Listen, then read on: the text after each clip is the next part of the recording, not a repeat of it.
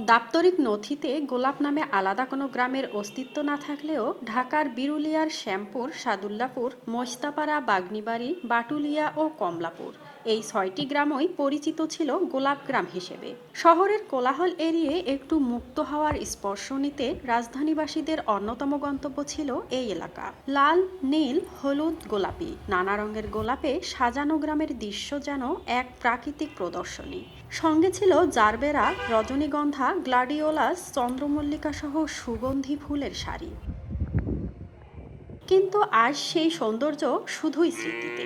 রাজধানীর জনপ্রিয় এই ভ্রমণ কেন্দ্রে এখন উন্নয়ন কাজের আড়ালে চলছে দখল আর ভাঙা করার মহা উৎসব। একের পর এক কৃষিজমি কিনে নিচ্ছে লেক আইল্যান্ড ঢাকা নামের আবাসন কোম্পানি। গোলাপের বাগানের জায়গায় গড়ে উঠেছে প্লট, জায়গায় জায়গায় টাঙানো রঙিন সাইনবোর্ড আর বিজ্ঞাপন। গোলাপ ক্ষেত ছিল, এখন হাউজিং ঢুকছে, হাউজিং ঢুকে ওই একজনের কাছে প্লট লয় আর ক্ষেত ভেঙে লয়, একজনের একটা প্লট লয় ভেঙে ক্ষেত ভেঙে। এইভাবে ওই সামনে যে গোলাপ গ্রাম যাইবেন ওখানে দেখবেন যে এরকম সব ক্ষেত আস্তে আস্তে শেষ করে দিচ্ছে। আগে লক্ষ লক্ষ মানুষ হয়েছে ওখানে। আগে অনেক ফার্স্টে অনেক দাম ছিল, মাঝখানে একটু কমছে। যেমন বিগত নির্বাচনের সময় ওই সময় দাম ছিল একটু বেশি, এখন একটু দাম কম, তারপরে এখন অনেক বেশি। সার পাওয়া যায় না, সরকারি সার তো দেয় না। ফুলপ্রেমীদের প্রিয় গোলাপ গ্রাম প্রায় মরুভূমির চেহারা নিয়েছে। বাগানের প্রবেশ মুখ পর্যন্ত বন্ধ করে দিয়েছে আবাসন প্রতিষ্ঠানটি। যারা জমি বিক্রি করেননি তাদের চারপাশের জমি কিনে রাস্তার মুখ টেনে দেওয়া হয়েছে তার কাটার বেড়া। ফলে বাগানে ঢুকে পরিচর্যা করারও এখন প্রায় অসম্ভব। বাধ্য হয়ে অনেক চাষি জীবিকার তাগিদেই বিক্রি করে দিচ্ছেন নিজেদের জমি। এই ব্যবসায় একটু লস হয়েছে দেখে ওই বাগানের মালিকরা বাগানটাকে বিক্রি করে দিচ্ছে আর কি হাউজিং কোম্পানির কাছে। এই জন্য আর কি এখন পর্যটকও কম আর আপনার রাজনৈতিক অবস্থা তো একটু খারাপ, এই জন্য আরও ডাউন হয়ে গেছে। এখন লোকজনও কম আসে, আবার বাগান যারা আছে এই যে যাদের জায়গা আছে তারা বিক্রি করে ফেলাইছে কোম্পানির কাছে, আর ওনারা হাউজিং করে ফেলাইছে।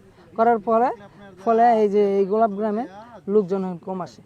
আপনার মূলত এখানে এই বাগানের ভাইরাস লাগার পর থেকে যারা পর্যটক ছিল তারা আসছিল এখানে, তারা দেখছে যে ফুল ক্ষেত মারা টারা গেছে, তখন থেকে এই পর্যটক কমে গেছে। আর আপনার মূলত আর একটা গোলাপ গ্রামের হাতে গোনা কয়েকটি বাগান এখনো টিকে আছে ঠিকই, কিন্তু চারপাশের মাটি কেটে গভীর গর্ত তৈরি হওয়ায় সেই বাগানগুলোর মাটি হয়ে পড়েছে চাষের অনুপযোগী। দীর্ঘ শ্রম আর ভালোবাসা দিয়ে গড়া এই বাগানগুলো এখন টিকে থাকার লড়াইয়ে দিশেহারা।